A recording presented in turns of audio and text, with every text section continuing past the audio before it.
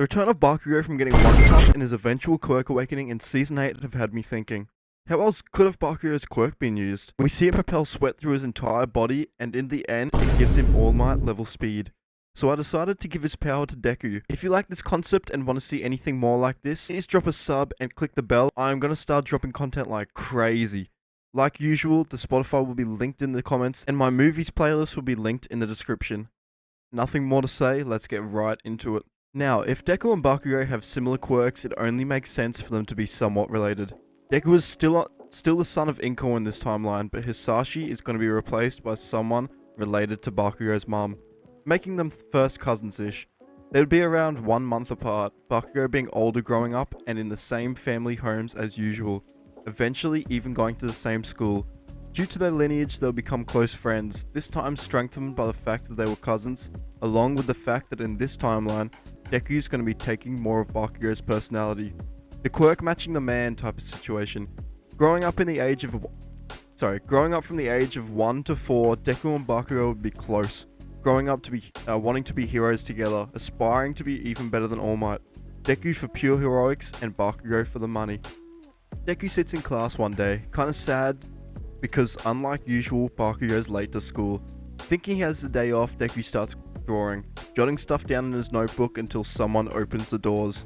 Bakugo comes in with the teachers behind him, flaunting off his powers to the class, blowing small sparks in his hand.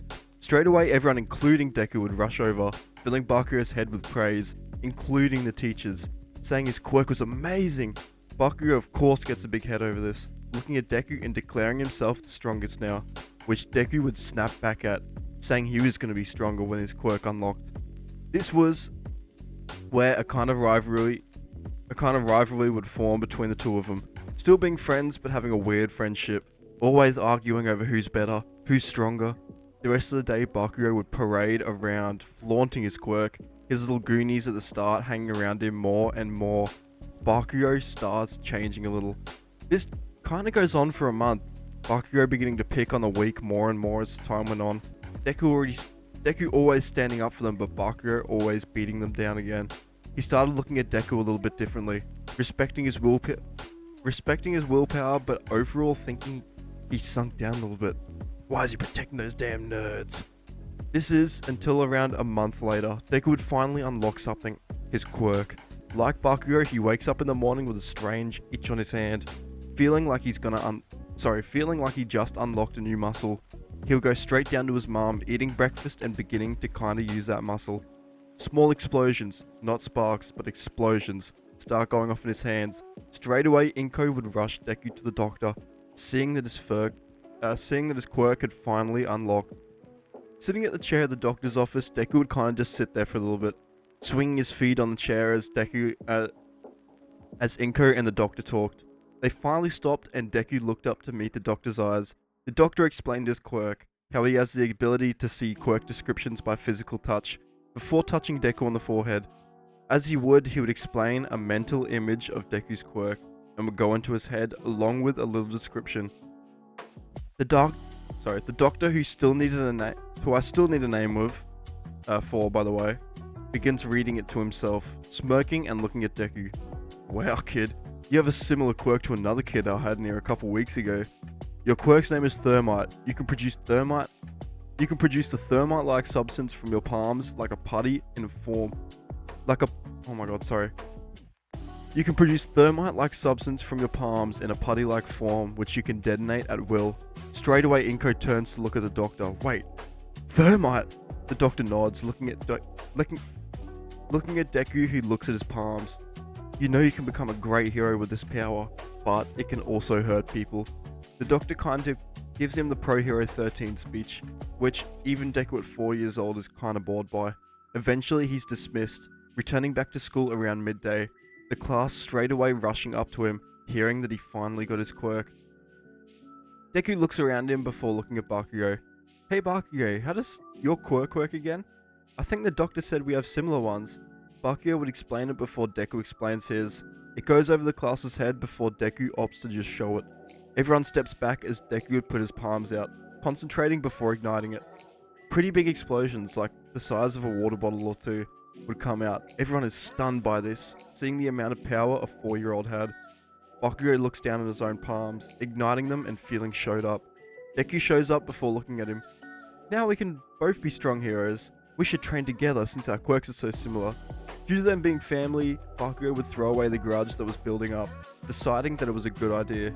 From there, the two of them would grow up together, increasing their quirks' effectiveness and overall training them together. They go to the gym together, everything up until age 14. Deku in this timeline looks kind of similar to Bakugo a little bit more buff, hair pulled up, hair a little bit puffed out. Over the last 10 years, they'd practically lived together. Deku figured out a lot about his quirk in this time, as did Bakugo. Deku figuring out his quirk works similarly to Bakugo's, but not in the same. Where Bakugo can spam explosions using sweat, Deku has to build it up, and there's a max amount he can create. Unlike Bakugo's, he can do range attacks by either balling some up in his hands or throwing it, leaving it on a target before blowing it up like some C4. If you didn't understand that, Bakugo has the power to do little explosions using his sweat. He can spam them because liquid is made up, like, it's just liquid. You can just like spam that shit out of your pores, and it can layer up a lot. Deku though can only create a small amount of solid at a time, and because solids are harder to make and harder to store up, Deku can only make so much. Deku can make way bigger explosions though, and can make them from a distance, but he can't spam them like Bakugo. So kind of like the tortoise and the hare. It'll make sense soon. Deku can still fly using this, but he's not as sharp as Bakugo. Like, he's not quick. Like, he's still quick, but he's just not zippy. Overall, they're pretty well even. Deku being more of a tactician, where Bakugo is more of a brawler. They over time get super close, still wanting to be heroes together and even make an agency together eventually. They would be talking about this until until the teacher, like in canon, would come in. It's about time you start thinking about your futures and what career paths you want to go down. I bought these. He starts handing out career aptitude tests before the front row, before throwing the rest up in the air. Pfft, who am I kidding? I know you all want to be heroes. The class goes nuts, Bakugo flaunting his quirk like the other kids. Deku sits down quietly. Bakugo, like in canon, pipes up. Don't lump me in with these losers. Especially not me and Deku. We're gonna be number 1 and number 2. Me at first, of course. And we're gonna be rich as hell. Deku looks at him with pipe up. I'm gonna be number 1, not you. They start fighting between each other as the teacher looks at their test results. Huh, you two do have the best grades in my class. Maybe you will make it into the UA. They both get like a smug look on their faces as everyone gawks at them. The final bell ringing and Deku and Bakugo walking out of there. Bakugo's like, you wanna go to the arcade, Deku? Try and pick up some chicks or something? Deku nods his head, saying he's gotta be with his mum. The NBA finals are on and they're both supposed to be watching it. They dap up and split, Deku looking at the time already, seeing he's running behind. Like in canon, he takes a shortcut, rushing down the dirt path and eventually making it under the tunnel. He listens to some tunes and the sludge villain jumps out behind him, looking over at Deku. Just my lucky day. Give me your body, kid. I didn't know that freak was in town. He shoots a tendril at Deku, who looks over the floor, seeing its shadow. Without thinking, Deku would dodge left, rolling into the floor and facing the other direction. Years of fighting with Bakugo had left him much better within spatial awareness. He stares at the sludge villain, popping a smirk as he sees it confused. Huh, surprised you couldn't hit me? I'm gonna make you pay for that, you know. Walking the sludge villain down, who Lowkey kinda backs up a little bit.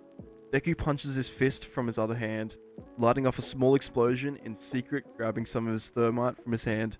He walks the villain down, behind his back, balling up the thermite like Deidara from Naruto, eventually getting into range before chucking it straight away at the villain. The sludge villain can't even react before it's completely blinded, a huge flash going off in front of it before boom! It slams across the pavement and tunnel walls, the ground being completely covered in slime. The ground shakes, All Might rushing even quicker in the tunnels due to it. He finally makes it up, looking around him. Don't worry, I am... He looks around him to see nothing but sludge surrounding him, lining the floors, walls, ceiling. Kid, did you do this? Deku with his hands behind his head smirks a little. Yeah, sorry, he attacked me first. All Might's like, no, don't worry, kid. What's your quirk? This is amazing. I felt the ground shake. Was that you too? Deku grows a smile a little. He explains what he did and how his quirk works. All Might's impressed by the versatility he could show, telling him he's been waiting on him. He'll be waiting on him in UA before getting help to bottle the villain up. Deku takes a last-minute picture with All Might before letting him go. I'm gonna say because of plot armor, All Might. Not plot armor, Jesus. Just because of plot, All Might drops the bottle like in canon, and the second attack happens. Deku checks his phone, seeing Thunder had already won the finals. Bullshit, by the way. If you watched them, that is just. I can't believe they won, bro. If Halliburton was there, he would have flogged them. 7 in 9 minutes. Crazy.